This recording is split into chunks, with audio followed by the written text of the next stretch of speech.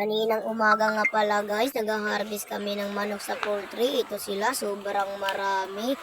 At ito isa, napasayaw pa ng Zumba.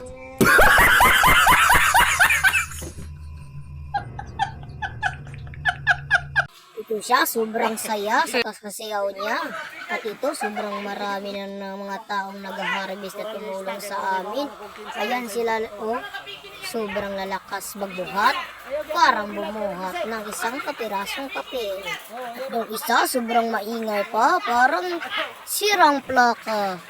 At yun siya, ayun, sobrang maraming manok na dala. Asan kaya ito nilalagay nila? Siguro nagnanakaw itong apat.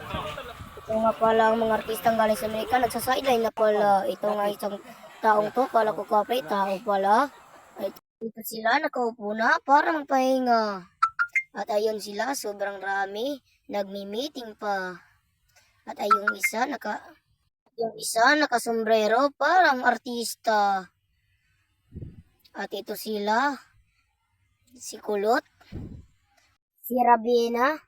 Ito siya, tagtuyot siguro sa kanila. At itong isa, nakapikit pa ang mata, hindi pala ang kamay nakalagay sa muka.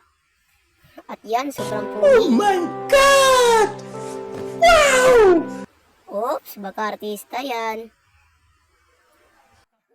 At itong isa, nakuwaki pa. Ang pugi mo talaga kuya. Sobrang saya na talaga nila oh. Kasi nakapahinga, susumbong ko kayo sa amo nyo. At ito sila, nakabahan ang mga manok kasi ibibenta na sila. At ito sila oh, nakawaki na. Aha. At isa, mala Spiderman, nakapatong pa sa kanilang sasakyan.